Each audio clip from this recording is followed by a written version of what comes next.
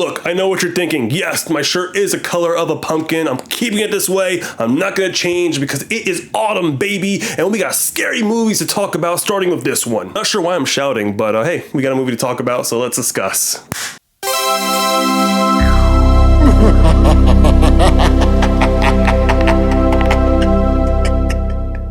Salem's Lot is directed by Gary Daberman, and it is based on the 1975 novel by Stephen King. And the plot of the movie is an author returns to his hometown Jerusalem's Lot in search of inspiration for his next book, only to discover that the townspeople are being attacked by a bloodthirsty vampire. So for clarification, I have not read the book nor seen the miniseries back in 1979, so I'm coming into this movie with fresh new eyes. And look, I'm a sucker for Stephen King adaptations. The guy knows how to write great books and short stories, and whenever they get adapted into like a miniseries or a movie, I'm always gonna watch and always look forward to. Now, crazy enough, this movie was supposed to release in theaters, but they decided to release it on Max, which you can watch right now in the comfort of your own home.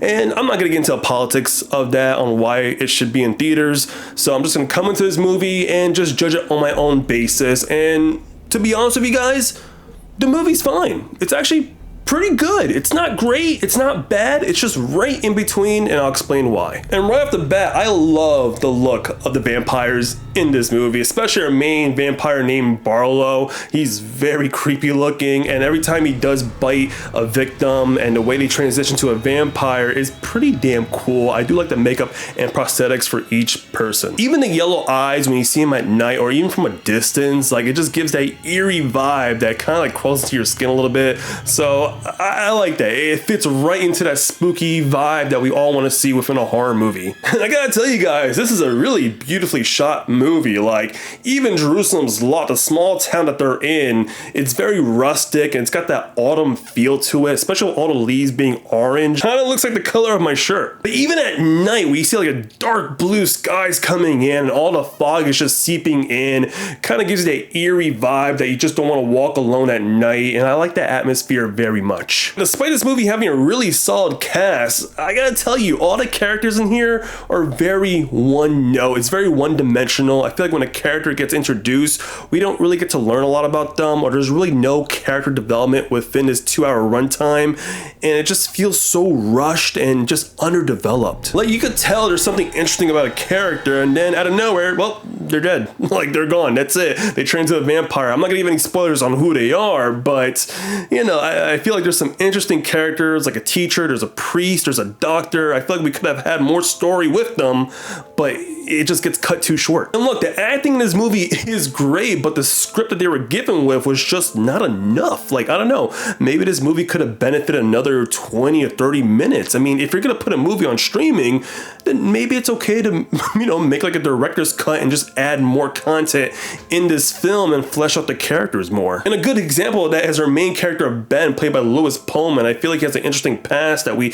never got to really explore. I just feel like you were just rushing to plot just for the sake of the runtime. I even had a friend of mine who watched this movie and has read the book. He wasn't a fan of this new adaptation, but he really loved the book. And within that book, there's a lot of character details that weren't shown in the film, and I feel like that's a bit disappointing because I think this movie could have benefited that and actually make me care about the characters, especially when they all tend to, you know, get captured by vampires. And, you know, maybe in some way I could have felt some remorse for them. But I guess when a book is so detailed, it's hard to put it into a film adaptation. Maybe sometimes it's beneficial that maybe these books could be turned into a TV show or a miniseries, just like the original Salem's Lot miniseries, right? It's like a 3-hour runtime and it contains so much stuff and important character details that we all kind of need to see and understand. And probably the only character I actually gave a crap about was the young kid Mark, played by Jordan Peterson Carter. There we go. I thought he was great. I actually liked that kid. He was just like a badass. He was very tough. Like, he knew how to fight and actually try to get through things. I mean, throughout the whole movie, I was kind of rooting for this kid too, and I kind of wish we saw more Mark in the movie, to be honest. Especially for what he does in the third act, and I won't spoil the third act, but it involves a drive-in theater, and I thought there was some really cool moments and some interesting shots and creative details that I was like,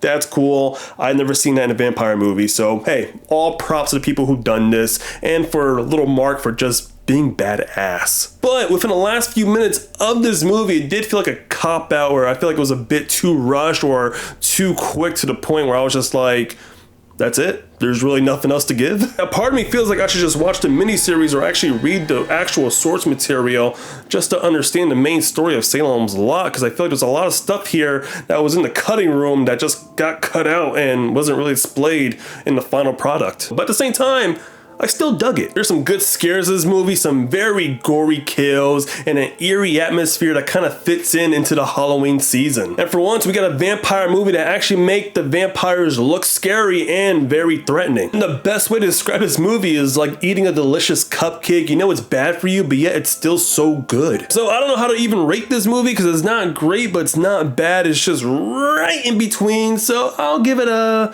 I don't know, I'll give it a 2.8 out of 5. It's still a high recommendation for me if you have not read the books. If you're just someone who wants to watch a good scary movie, this might be it for you. If you're a Stephen King fan who has read the novel, you might be disappointed. I don't know. And I'll tell you what, I am inspired to read the book, so hey, I got something to read during the month of October. But those are my thoughts on Salem's Lot. Leave a comment down below what you think of this new adaptation of this film. Did you like it? Did you not like it? Let me know in the comments down below. And that's gonna do it for me, guys. So have a great day. Keep watching scary movies, and I'll catch you guys on the next video.